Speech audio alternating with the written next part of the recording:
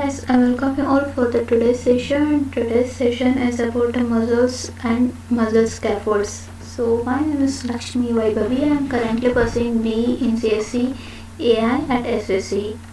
So what is muscles and scaffold muscles? And this presentation will dive into the fascinating world of the muscles and muscle scaffold muscles, exploring their structures, functions and applications.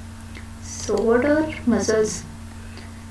So muscles allow why we need muscles. Muscles allow us to move, breathe, pump blood throughout the body.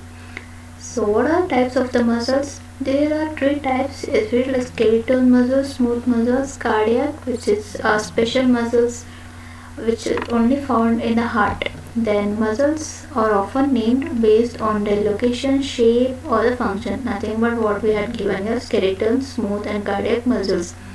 Then structures. Each muscle is made up of muscle fibers, which in turn are made up of myofibrils containing the actin and myosin filaments. These two filaments are very important in muscles relaxation and contractions. So, what are the skeletal muscles? Skeletal muscles types like fascicles will be having. Skeletal muscles are made up of bundles of muscle fibers called fascicles. Then sarcomeres, the basic unit of muscles contraction is the sarcomere, which contains actin and myosin filaments. Then neuromuscular junction, the junction found between the nerve fiber and muscle, it is called as a neuromuscular junction. Then motor units, a motor unit consists of a single motor neuron and all the muscles fibers it controls. Then this is the overview of muscles contraction. The first is this excitation. A nerve impulse travels down the motor neuron. As I said, motor neuron consists of a single motor neuron and the muscle fiber it controls. So, where a nerve impulse travels down a motor neuron and reaches the neuromuscular junction, where the junction between the neuron and the muscle, where it triggers the release of an acetylcholine. This is a chemical used for the excitation process. Then contraction. The acetylcholine causes the muscle fiber to contract by triggering the release of the calcium ions, which bind to the tropophonin and tropomyosin proteins to expose the actin binding sites. The main thing we need to know down is the calcium ions which bind the troponin and tropomyosin. Then relaxation. Third step is relaxation. When it's done with the contraction, the next step is relaxation. When the nerve impulse stops, the acetylcholine is broken down. The calcium ions are pumped back into the sarcoplasmic reticulum, causing the muscle fiber to relax. So again, the cycle repeats.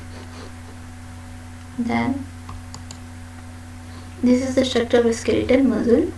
Muscle contraction is a complex process that involves the interaction between the various proteins and ions within the muscle fibers at a molecular level. Muscle contraction is initiated by the release of calcium ions and a sarcoplasmic reticulum, which triggers the binding of myosin heads to the actin filaments. This results in sliding of actin filaments over the myosin filament. This is actin and myosin filaments. This is the basic unit of a muscle is the sarcomere. You can see in the sarcomere we'll find out the various bands like I band, A band, then a main, and then we'll find out the H band also. Then at a molecular level, the muscle contraction is initiated with the release of calcium ions from the sarcoplasmic reticulum, which triggers the binding of myosin heads to the actin filaments. This results in sliding of an actin filament over the myosin filaments, causing the muscle fiber to shorten and generate the force.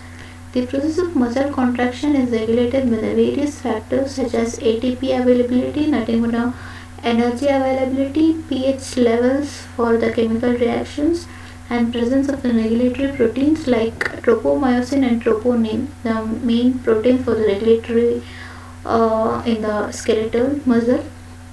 In order for the muscle to relax, the calcium ions must be pumped back into the sarcoplasmic reticulum, and which causes the myosin heads to detach from the actin filaments. This allows the muscles to return to its original length and stop generating the force. The process of muscle relaxation is also influenced by the factors such as ATP availability and activity of enzymes that break down the proteins involved in the muscle contraction. So this is the process of contraction and relaxation of the muscles. This is the overview how it gets contracts and relaxed here. Then coming to scaffolds. Scaffold muscles are the muscles that act as templates or the guides for the tissue's growth and the repair. Examples of the scaffold muscles include tongue, diaphragm and the heart functions. Then functions. Scaffold muscles provide a structure support for the growth of other tissues such as bones, organs and blood vessels.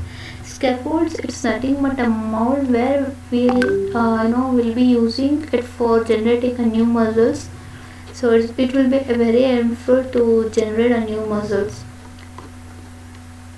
So how we are going to do this? What is the function of scaffold muscles?